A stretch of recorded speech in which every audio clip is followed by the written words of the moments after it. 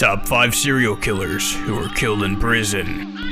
Jeffrey Lionel Dahmer, also known as the Milwaukee Cannibal or the Milwaukee Monster, was an American serial killer and sex offender who committed the murder and dismemberment of 17 men and boys from 1978 to 1991. Many of later murders involved necrophilia, cannibalism, and the permanent preservation of body parts, typically all or part of the skeleton. Upon sentencing, Dahmer was transferred to the Columbia Correctional Institution. For the first year of his incarceration, Dahmer was placed in solitary confinement due to concerns for his physical safety should he come into contact with fellow inmates. With Dahmer's consent, after 1 year in solitary confinement, he was transferred to a less secure unit where he was assigned a 2-hour daily work detail cleaning the toilet block. Shortly after completing his lengthy confessions in 1991, Dahmer had requested to Detective Murphy that he be given a copy of the Bible. This request was granted, and Dahmer gradually devoted himself to Christianity and became a born-again Christian. Following his baptism, Radcliffe visited Dahmer on a weekly basis up until November 1994. Dahmer and Radcliffe regularly discussed the prospect of death, and Dahmer questioned whether he was sinning against God by continuing to live.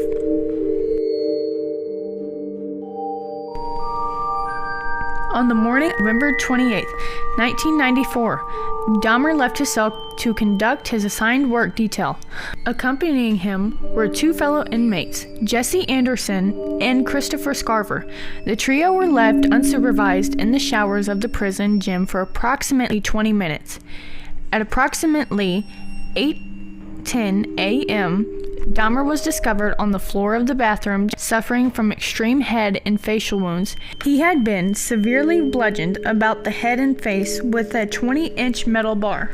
Although Dahmer was still alive and was rushed to a nearby hospital, he was pronounced dead 1 hour later.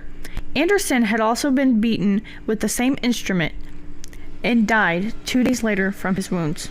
Scarver, who was serving a life sentence for a murder committed in 1990, informed authorities he had first attacked Dahmer with the metal bar.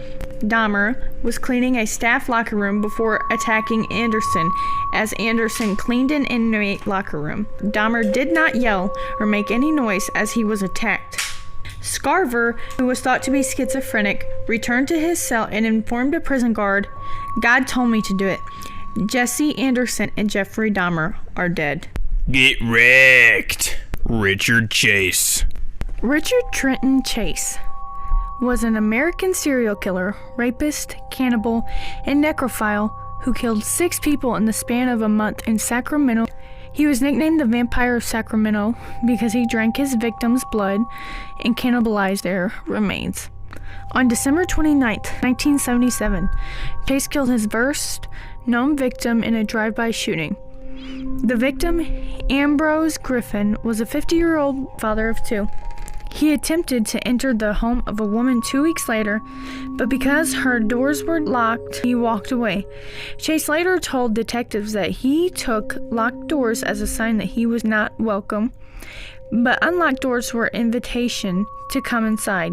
He was once caught and chased off by a couple returning home. He had also urinated and defecated on their infant child's bed and clothing.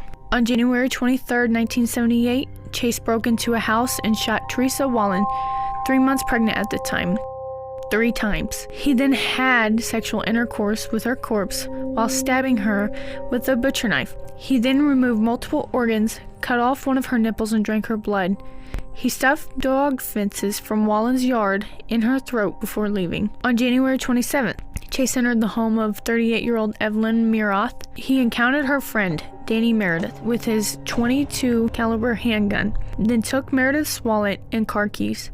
He then fatally shot Meredith, her 6-year-old son Jason, and her 22-month-old nephew David Ferrari before mutilating Meroth and engaging in necrophilia and cannibalism with her corpse. A visitor's knock on the door startled Chase, who fled in Meredith's car, taking Ferrara's body with him. The visitor alerted a neighbor, who called police. they discovered that Chase had left perfect handprints and shoe prints in Miros' blood. Chase was arrested shortly afterwards. Police who searched Chase's apartment found the walls, floor, ceiling, refrigerator, and all of Chase's eating and drinking utensils were soaked in blood. Story over. Subscribe for all the latest updates on Ace's Storytime. And remember, always be the storyteller. Don't let the story tell you.